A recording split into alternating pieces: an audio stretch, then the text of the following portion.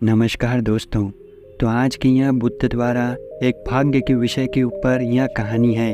तो दोस्तों, आजकल के आंतरिक लोग इतने कमज़ोर और आलसी हो गए हैं कि वह अपना भविष्य भाग्य के ऊपर छोड़ देते हैं और भगवान भरोसे छोड़ देते हैं, ना कि कोई कर्म या कार्य कुछ भी नहीं करते।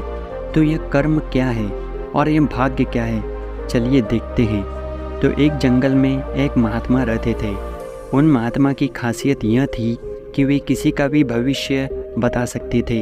बड़े बड़े राजा उन्हें मानते थे और उनके बताए हुए मार्ग पर चलते थे।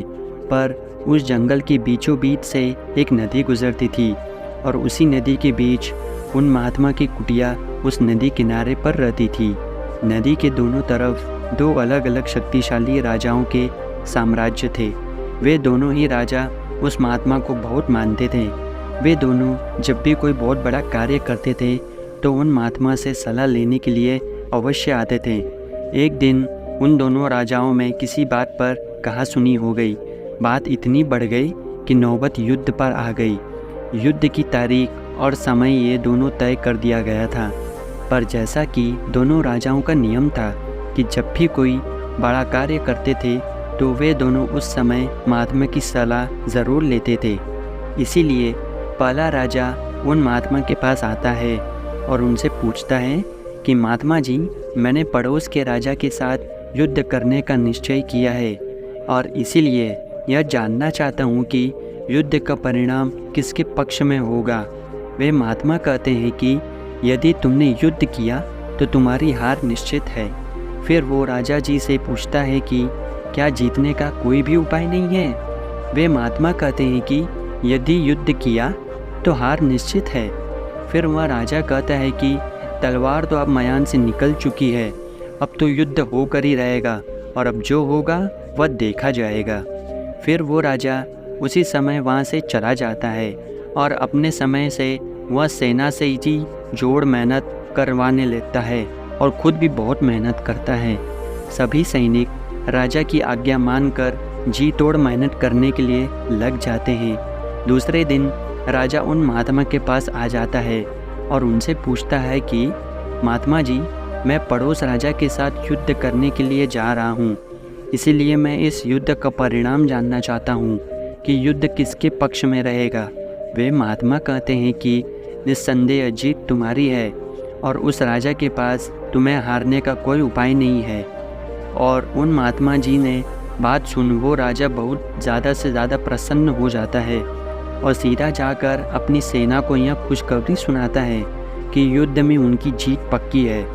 यह बात सुनकर उस राजा के सैनिक भी बहुत खुश हो जाते हैं और युद्ध की तैयारी में लग जाते हैं। समय बीतता है और युद्ध का दिन आ जाता है।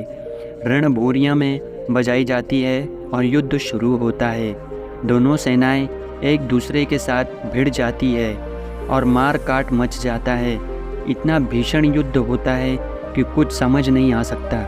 देखते ही देखते जिसे पहले राजा की हार निश्चित थी, वे दूसरे राजा की सेना को ढेर कर देता है और पहला राजा वो युद्ध करने पर चले जाता है जिसने उन महात्मा ने कहा था कि वह युद्ध हारेगा।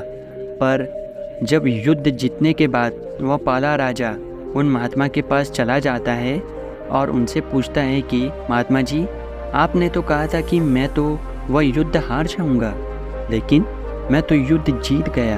आपकी भविष्यवाणी गलत कैसी निकली।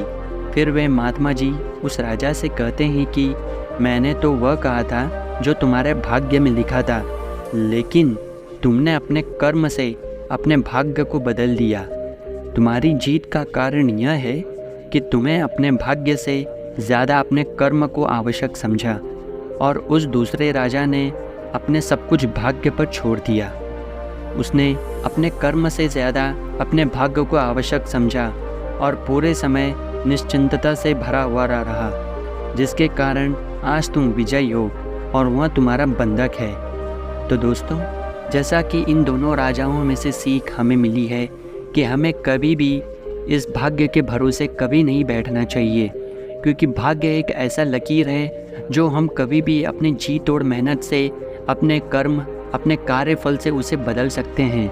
आजकल की इस दुनिया में लोग जहाँ पर भी हम देख सकते हैं, भले बूढ़े जो भी अपनी ज़िंदगी में कुछ बड़ा नहीं कर पाए, वह हमेशा दूसरे जवान लोगों को यह छोड़ते हैं कि बेटा ओ बेटी, तुम्हें अपने भाग्य से ज़्यादा कुछ नहीं मिलेगा, इसलिए चिंता मत करो। लेकिन सत्य तो यह है कि जैसे इस राजा ने अपने कर्म फल पे ध्यान दिया, वह कार्य फल पे ध्यान दिया। उसने अपनी सेनाओं को भी बोला कि जी तोड़ मेहनत करके हमें यह युद्ध जीतना ही है। तो दोस्तों, जैसे कि आप देख सकते हैं, इस राजा और इस राजा की टुकड़ी सेना ने इतनी जी तोड़ मेहनत की कि उन्होंने अपने कर्म फल की लकीर, कार्य फल की लकीर को ही बदल दिया।